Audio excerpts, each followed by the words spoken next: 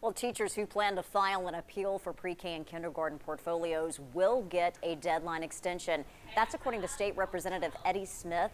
Dozens of teachers complained to him after receiving the lowest score of 1 or no score on their state teaching evaluations. They believe because of a technical error.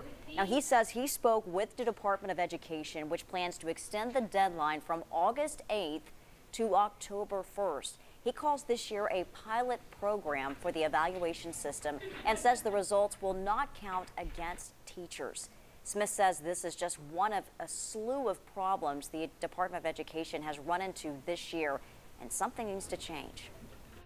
Unfortunately, we've had failure after failure after failure from the Department of Education.